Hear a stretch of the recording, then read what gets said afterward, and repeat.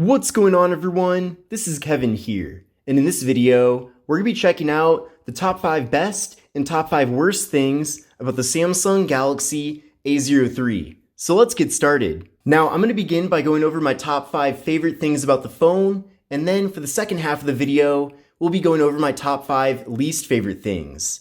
Now, of course, the Galaxy A03 is a very low-end budget device from Samsung, so when it comes to the top 5 least favorite things about the phone, these aren't really things that I would expect the phone to have, but at the same time, I do think they are things that are important and you will want to be aware of them prior to getting the phone. But starting off with my list of my favorite things about this device, coming in at number 1 definitely has to be the display. So with the Samsung Galaxy A03, we have a very large 6.5-inch display on the phone. Now, not only is the display a very large size, but in addition to that, it does look really nice. Now, it is only 720p, but it is a PLS IPS LCD display, and in general, I'm really happy with the way it looks.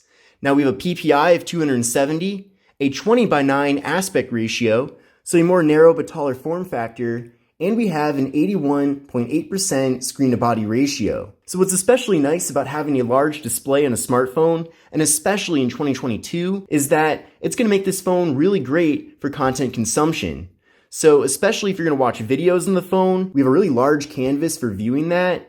But even for things like going on social media or browsing the web, everything's going to be a lot easier to read and look at since it is on such a large panel here. And I remember that it wasn't too long ago that if you wanted to get a very low-end smartphone from Samsung, the display would essentially be terrible. But this display looks really good. So it's nice that even if you go for one of the lowest end devices from Samsung, you're still getting a really good display on the device. Now, my second favorite thing about this phone is that we do get a decent amount of storage. Now, this device is offered in both 32 and 64 gigabytes of storage configurations. Now, I will say, in general, I try to avoid devices with 32 gigabytes. So if you do have the option when you're going to buy this phone, I would go for 64 gigs instead, but it's still really good to see that we at least have a decent amount of storage offered with a device that is as low-end and affordable as this one. And another bonus with that as well is that this phone does support microSD card expansion. So if you do find yourself filling up all of the internal storage on the phone,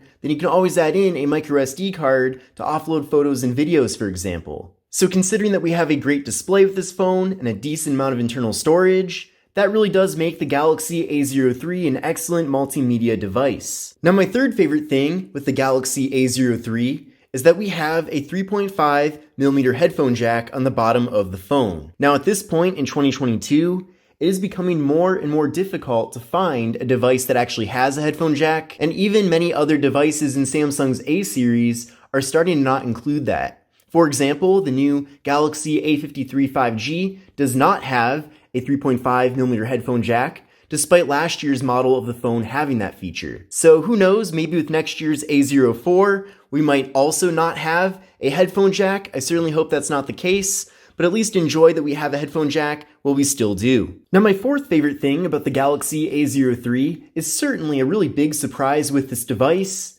and that is the processor. Now, at first, when I saw that the processor that this phone runs is from Unisoc, I was definitely not too confident that it was going to be a fast or at least usable processor, but thankfully I've been proven wrong. So this phone has the Unisoc UMS 9230 processor, and between my regular usage of the phone and also running a Geekbench 5 benchmark test, I'm actually really impressed with the performance from this device. And if you compare it to last year's Galaxy A02, which I've already done actually on the channel, so definitely check out that video, that phone is extremely slow in comparison to the A03. So Samsung really did step up the performance when going from that device to this device, and I'll let the scores speak for themselves as well. So what I recommend doing is running this test in your current phone, and then compare your scores to these scores to get a better idea of how the Galaxy A03 compares to what you currently have. But in general, from my experience of using the phone,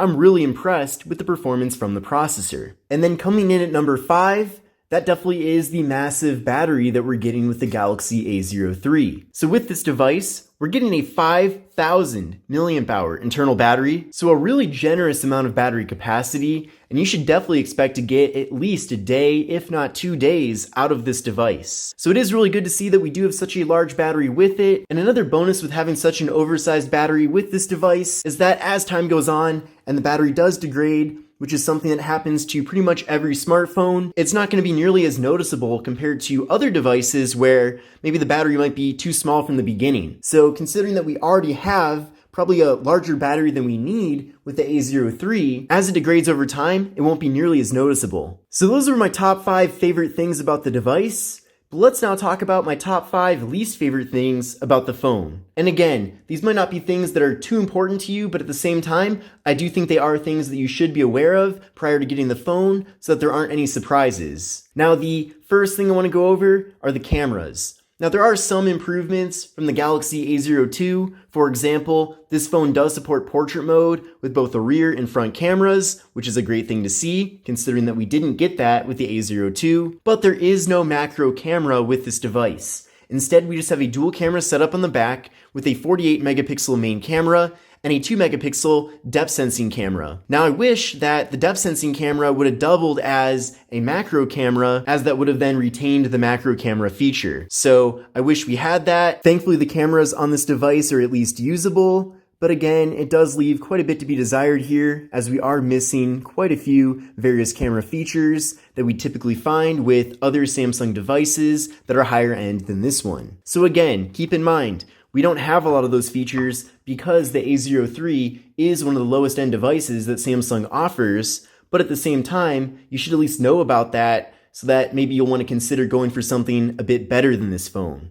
But at the same time, if these various limitations are not a problem to you, then go ahead, get a Galaxy A03, because I do think it is a really good phone in general. But coming in at number 2 for my least favorite things about the device, this one might be pretty obvious, but the phone does have micro USB. So in 2022, there are really not too many devices left that have micro USB, so it's certainly disappointing to see that with the A03, we do still have that. Now, at this point, I've pretty much gotten rid of every micro USB cable that I have, minus a couple of them. All my other phones have USB-C, and I certainly wish that we did have USB-C with the Galaxy A03. But unfortunately, we have yet another year with USB-C on this device. The third thing that I don't like about the Galaxy A03 is that there's no NFC. So if you're not aware what NFC is, it's the technology that's used to make mobile contactless payments via tap and pay. That's a feature that I use all the time on various devices that support it,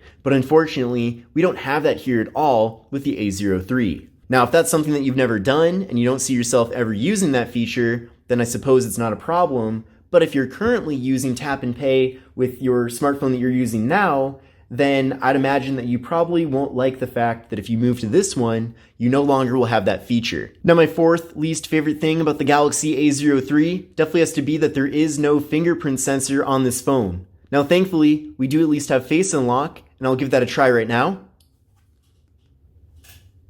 There we go. So Face Unlock is very quick, but it still would have been very nice to have a fingerprint sensor on the phone, especially since the Galaxy A03s does have a fingerprint sensor mounted on the side. And again, I understand that they did have to cut some corners in order to offer the Galaxy A03 at such a low price tag, but at the same time, I feel like having a fingerprint sensor really wouldn't have added too much to the cost of the device. But moving on, let's now go over my fifth and final least favorite thing about this phone. And that is the very boring design that it has. First thing is, I noticed in a few of my videos, some people were kind of joking about the phone that the camera module seems inspired by the iPhone, kind of a ripoff of that in a sense. So that's one thing that I wish was a little bit more original with the Galaxy A03. But beyond that, this phone looks pretty standard. It looks like almost any Android phone that has come out in the last 3 or 4 years that actually has this same design. We've seen so many phones that have the water drop notch, and then the slightly thicker bottom bezel, and then just the plain back on it. So I really wish they would have given this phone a more original design, and especially when going from year to year, most of the changes are very small with these devices, and it doesn't really bring a whole lot of excitement to the table here. In fact, I'm pretty sure that most people that are watching this video now are just watching it purely for educational purposes. I can't imagine there's really any true enthusiasts when it comes to the A03, since, again, there's really nothing overly interesting about it. But this concludes my top 5 best and top 5 worst things about the Samsung Galaxy A03. I'm really curious to know what you think about the device and what you think of these various things that I mentioned in the video. Definitely let me know in the comment section below, and make sure to like the video if you did find it to be helpful and informative. But this is Kevin here, and I will see you in the next video. Take care and have a great rest of your day.